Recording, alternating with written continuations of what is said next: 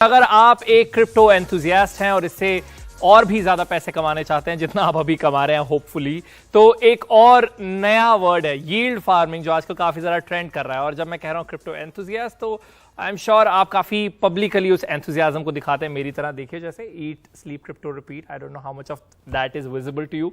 लेकिन coming back to our point, yield farming की आज हम बात करेंगे, जो बहुत ही ल्यूक्रेटिव कई लोगों को लग रहा है, लेकिन क्या ये ल्यूक्रेटिव है या नहीं उसकी जांच करेंगे, और साथ ही साथ इसके क्या रिस्क्स हैं वो भी आपको बताना बहुत ज्यादा जरूरी है। बेसिक से शुरुआत करते हैं, क्या है यील्ड फार्मिंग। तो डीफाई वर्ल्ड में निवेशकों के लिए ये आय का एक जरिया है। डीफाई यानी डिसेंट्रलाइज्ड फाइनेंस। क्रिप्टो कॉइन या टोकन को उधार देना इस प्रक्रिया में शामिल होता है। ब्याज या ट्रांजैक्शन फी के तौर पर निवेशकों को इससे मुनाफा मिलता है ना। ये बिल्कुल वैसे ही काम करता है जैसे बैंक में आप पैसे जमा करवाते हैं और उस पर आपको ब्याज मिलता है, ठीक उसी तरीके से ये भी काम करता है, लेकिन इसमें जोखिम ज्यादा हो सकता है। अब ये काम कैसे करता है? यूजर्स अपनी क्रिप्टो करेंसी उपलब्ध कराते हैं जो उनके पास होती है। यूजर्स को लिक्विडिटी प्रोवाइडर्स या एलपीज कहा जाता है। वो क्रिप्टो कॉइन या टोकन लिक्विडिटी पूल में देते हैं। स्मार्ट कॉन्ट्रैक्ट आधारित डिसेंट्रलाइज्ड ऐप में सभी फंड होते हैं। एलपीज को फी या ब्याज डीफाई प्लेटफॉर्म से मिलता है। तो ये बेसिक्स हो गए इसके। लेकिन अगर आपके कुछ सवाल हैं, हमने कहा था आप उसे भेजिए, सोशल मीडिया पर हमने ये सवाल पूछे थे, तो एक सवाल वरुण मनोचा का आया है, वो लेते हैं और उसके बाद हम अपने एक्सपर्ट्स के पास चलेंगे। हाय, मैं वरुण बोल रहा हूँ। मैं क्रिप्टो में इन्वेस्ट तो करना चाहता हूँ, बट काफी कम रिस्क के साथ।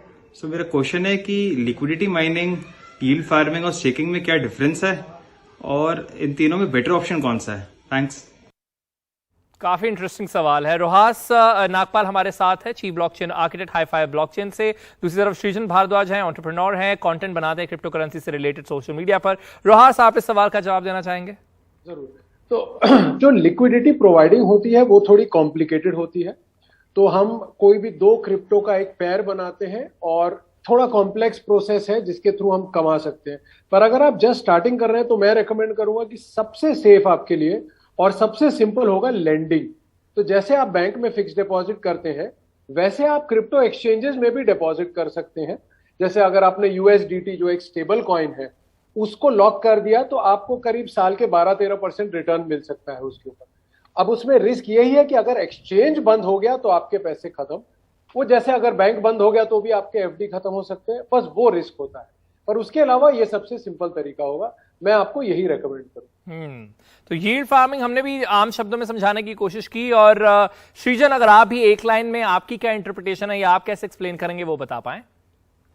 मेरे हिसाब से यील्ड फार्मिंग बिल्कुल वैसा ही है जैसा आज मुझे डॉलर से अगर रुपी में ट्रांजैक्ट करना है तो मैं एक ब्रोकर के पास जाऊंगा। सिमिलरली यील्ड फार्मिंग में दो ऐसे क्रिप्टो एसेट्स जो आप ओन करते हैं, आप उन्हें पेयर कर सकते हैं और उस पर ब्याज कमा सकते हैं। जिस इंसान को जो एसेट स्वैप करना है वो उस यील्ड फार्मिंग पूल में आके उसे स्वैप करेगा और उसका छोटा सा परसेंटेज कमीशन आपको मिलेगा। रोहास, लेकिन ये इतना पॉपुलर कैसे हुआ यील्ड फार्मिंग? क्योंकि एक्चुअली ये पैसिव इनकम बोला जाता है इसको। तो क्योंकि ये पैसिव इनकम है और काफी आराम से आप एक बार शुरू कर दीजिए तो वो रेगुलरली आपको कुछ ना कुछ मिलते रहेगा, तो शायद इसीलिए लोग उसको बहुत प्रेफर करते हैं। मैं स्ट्रांगली रेकमेंड करता हूं बहुत लोगों के लिए कि it is a good idea. अच्छा, तो सृजन आप बताइए कि जब ये कॉम्प्लिकेटेड हो जाता है फाइनेंस और क्रिप्टो करेंसी का कॉम्बिनेशन, तो ऐसे में उसे सिंप्लीफाई कैसे किया जाए? जो यील्ड फार्मिंग के रिटर्न्स है उसे कैलकुलेट कैसे किया जाए सृजन? नॉर्मली जो यील्ड फार्मिंग के रिटर्न्स होते हैं ये कैलकुलेट होते हैं उस टोकन में जो रिवॉर्ड में मिलता है। ये कैलकुलेट होता है टोकन एमिशंस के थ्रू। और फॉर एग्जांपल आज अगर मैं देखता हूं, मुझे स्क्रीन पे दिखता है कि 100% रिटर्न मिलेगा, तो 100% मुझे उस टोकन के अमाउंट मिलेंगे। अब अगर मैंने यील्ड फार्मिंग में कोई ऐसा टोकन डाला या स्टेकिंग में कोई ऐसा टोकन डाला जो 90% वैल्यू लूज कर गया, तो मुझे कोई फायदा नहीं है एक्स्ट्रा 100% यूनिट्स का भी। तो ये चीज बहुत इंपॉर्टेंट होती है कि आप क्या उस टोकन को स्टेक कर रहे हैं जिसमें आपका फंडामेंटल बिलीफ है और वो एक अच्छा रेप्यूटेड क्रिप्टो करेंसी है, यानी या आप किसी रिटर्न के चक्कर में एक न्यू टोकन पे इन्वेस्ट कर रहे हैं जो बहुत ही ज्यादा रिस्की और अनसेफ है। ओके, अब रिस्क की बात कर ही रहे रोहास, कुछ रिस्क आप हमारे लिए पॉइंट आउट अगर कर सकते हैं यील्ड फार्मिंग के? जरूर। तो एक रिस्क होता है कि अगर आपने एक्सचेंज में डिपॉजिट लॉक किया है और एक्सचेंज ही बंद हो जाए तब आपके पैसे गायब। दूसरा होता है जो स्टेकिंग में एक रिस्क होता है ये कि सपोज आपको वो क्रिप्टो दे रही है साल के 25% रिटर्न, पर वो क्रिप्टो की ही कीमत हाफ हो गई, तो आप प्रॉफिट की जगह बहुत सारा आपको लॉस हो जाएगा। और तीसरा जो होता है लिक्विडिटी पूल्स में, उसमें मैंने बहुत सारे लोगों को गलती करते देखा है और उनका बहुत सारा नुकसान भी हो जाता है। वो मेरे हिसाब से एक बहुत ही कॉम्प्लेक्स चीज है, और अगर आप बहुत सोफिस्टिकेटेड क्रिप्टो इन्वेस्टर हैं तो ही आपको लिक्विडिटी पूल्स में जाना चाहिए, वरना आप लेंडिंग और स्टेकिंग कीजिए। तो इसे एनालाइज कैसे किया जाए उस पर भी आएंगे, लेकिन सृजन क्विकली अगर आप बता पाएं कुछ रिस्क अगर आप पॉइंट आउट कर पाएं। मेरे हिसाब से जो सबसे बड़ा रिस्क है वो ये है कि बहुत हाई एपीवाईज को या बहुत हाई रिटर्न को चेस नहीं करना चाहिए।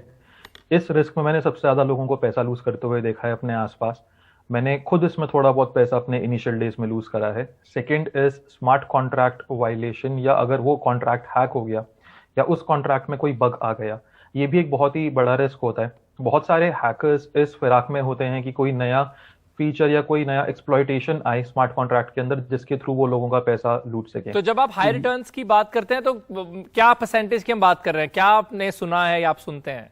मैंने जो अभी तक का हाईएस्ट देखा है एक दिन का, वो 200% देखा है, पर वो फार्म अगले 6 घंटे बाद पैसे ही लेके भाग गया।